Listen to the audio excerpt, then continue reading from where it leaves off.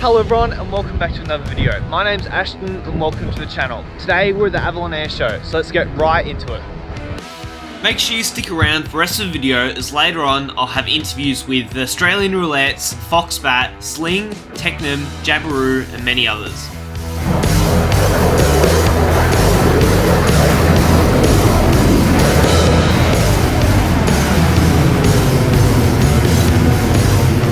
The Australian 2025 International Airshow. I was fortunate enough to be able to be in attendance for all the public days and the Wednesday trade day. Throughout this time, I was able to thoroughly enjoy the Avalon Airshow, some amazing different stunts, and see all the fast jets and different aircraft flying. The Royal Australian Air Force Roulettes are Australia's elite aerobatic display team, flying 6 Pilatus PC-21 aircraft. Known for their precision, speed and tight formations, the Roulettes show the skill of RAAus pilots and inspire the next generation of aviators at air shows across the country. I had the privilege of being able to interview one of the pilots, Bernie, Roulette number 2, about his experiences and talking about what the Australian Air Force Roulette team actually do. So let's get right into the interview with Bernie. We have Bernie here, one of the Roulettes pilots here for Australia. Do you want to tell us a bit about your role and what you do in the air shows and whatnot? Yeah, absolutely, mate. So I'm Roulette 2 in the Roulette aerobatic display formation. Yep. So you'll see us do loops, barrel rolls, rollbacks as well.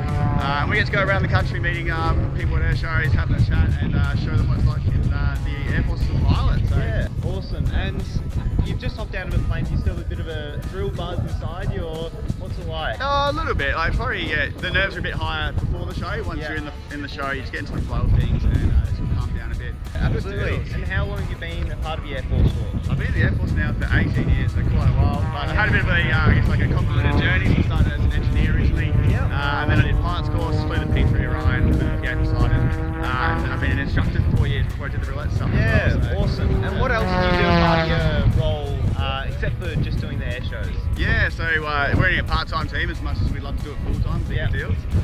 So when we're not doing the Roulette gig, we're also flying instructors. So we teach people how to teach, and we're also teaching people fresh off the street how to fly the plane for the first time. So really first stuff.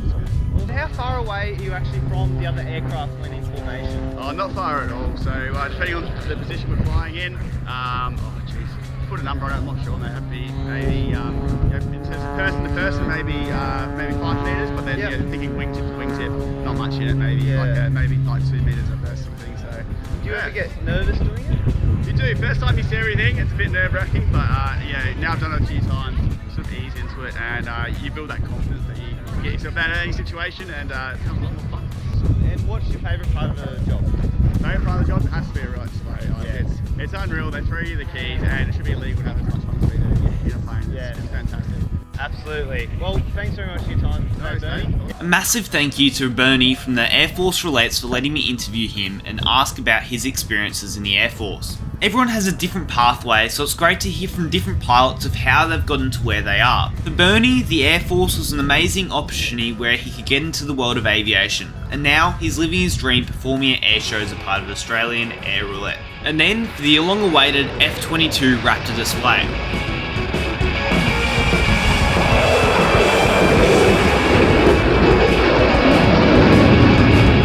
I thought the F-35s were pretty cool, but the F-22 was absolutely amazing. It's very agile in the air and can turn so quickly.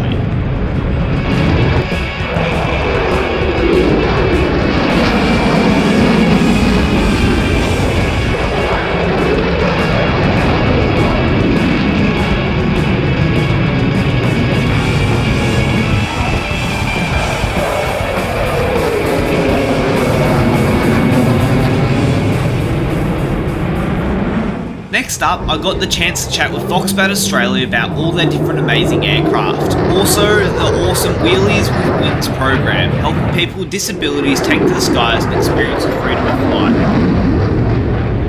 So behind us, obviously, we've got Foxbat, which is a brand of aircraft. They are imported and then brought into, I believe, Albury is one of their main places of distribution. Foxbat are a fairly strong aircraft throughout Australia. We've got here the Vixen. Obviously, they come in some slightly different types and models. I'm not the perfect person, but that's why in a short while we'll go and chat to the dealers and they can give us a full rundown. G'day, Tristan Moll from Foxbat Australia. Got a couple of machines here at Avalon 25. So to my left we've got a green 832 by the name of Kermit, which is a very, very nice A32, pretty well equipped. Over here we've got the staple. We've got the red A22 LS, bigger tyres. This one we went all out and put the 4-blade E-prop on. Super efficient, there's not much drag from them, and surprisingly they climb like rocket ships. So they're a very clever prop, nice and coarse at the root, very, very fine at the tip. As it starts to build up airspeed, the tip sort of straightens out, the carbon and the Kevlar sort of straighten out, and it just almost acts like a pretend constant speed. But yeah, we like them. They're a bit of a game changer for us. We're putting them on just about everything now. Now this aircraft here is a modified Foxbat for the program With Wings. Wheelies with Wings is an Australian aviation scholarship program dedicated to empowering individuals with physical disabilities to pursue their passion for flight. Based at Coldstream Airport in Victoria, the program offers a unique blend of theoretical knowledge, practical skills and real-world flying experience. Through comprehensive training and mentorship, Wheelies with Wings provides participants with the opportunity to earn their pilot wings, fostering independence and opening doors to new possibilities in aviation. This aircraft is very uniquely designed in the way that the rudder system is incorporated with the stick, and you can use rudder with your hand. The pull handle is a brake, the side movement of the stick is a rudder, and the back and forth movement is a throttle. This amazing design means the pilot doesn't need to be able to use their legs to control the rudder. Instead, they control all the movements with their hands. For more information about the With Wings program, you can look at their website. Now before we continue on with the video, just a big thank you to Recreational Aviation Australia for having me along for the Avalon 2025 event. Also to the 4 Aussie Aviators for letting me use some of the footage for today's video. Break free of history, this train is racing straight ahead. No man can do like I can, I'm the queen of the land. Haters gonna hate, won't be sorry now. Shoot me down but I'll rise again. I'm laying down the law and you've been served. For my 1 billion by billion, been holding up half the sky. Raise your hand if you're ready and willing, if you know it's time for a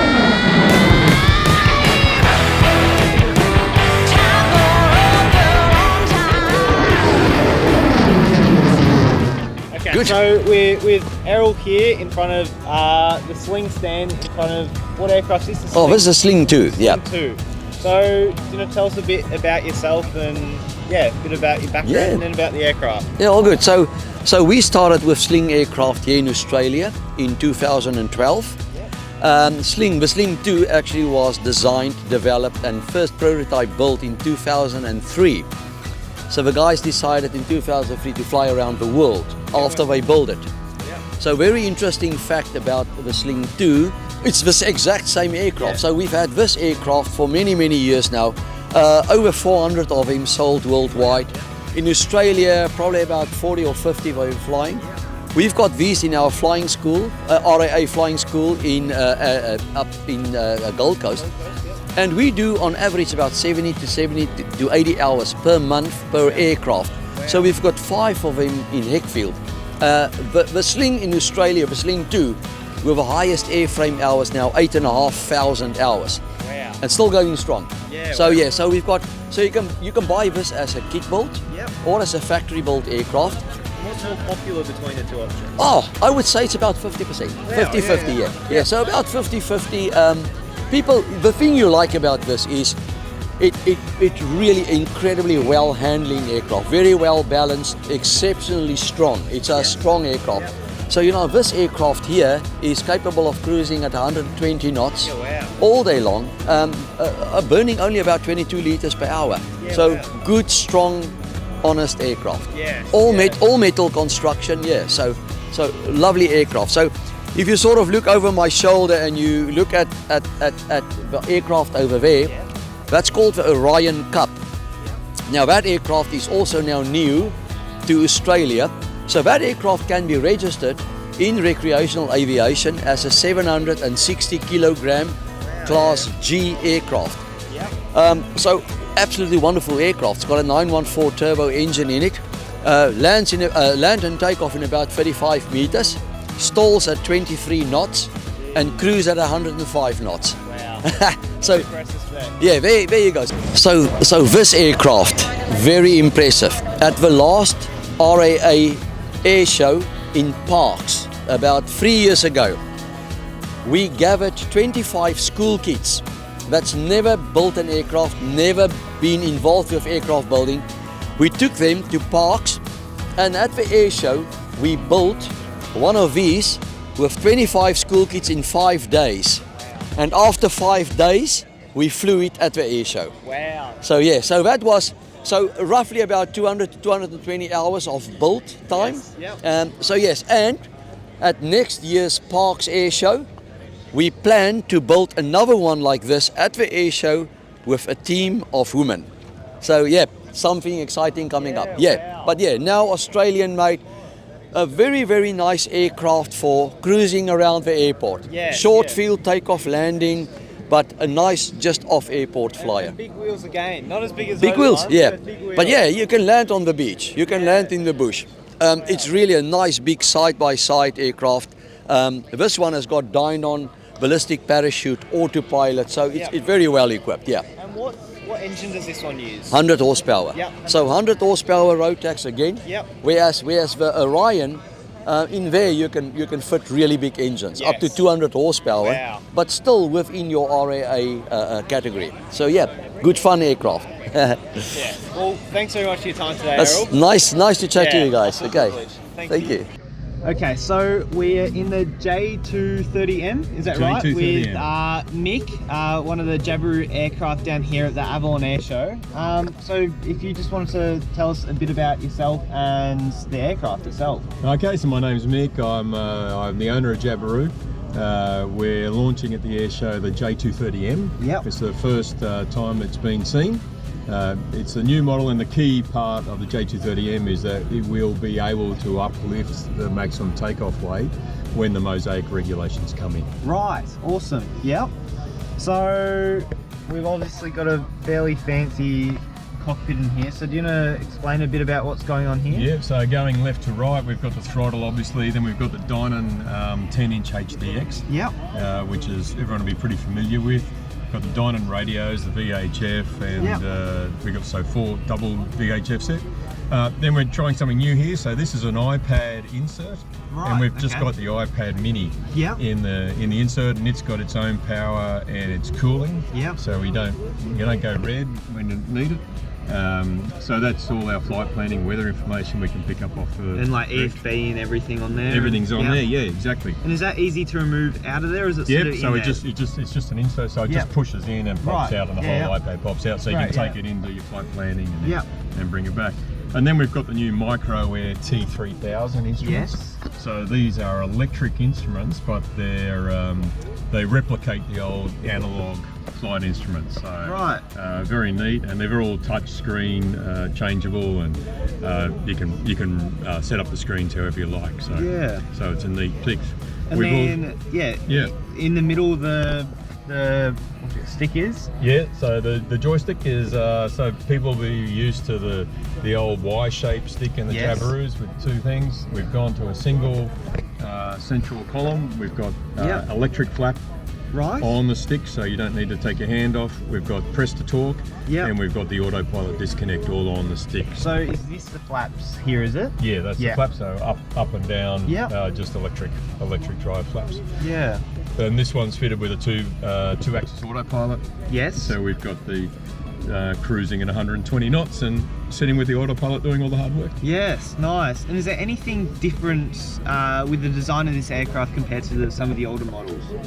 We've obviously substantially reduced the space of the panel, Yeah. and particularly lifting the bottom of the panel up. So some of the taller pilots, makes entry for them a little bit easier and lets a few more people sit in the airframe. Yeah. But they beyond the pilot controls and that sort of thing, but really, you know, the 230 is a great design, a classic design, and so we try not to play with perfection. Yeah. And we've gone along that path. Yeah. How long's Jabiru been around for? About 35 years. 35 years? Yeah, been right through the whole ultralight scene, the 101-55.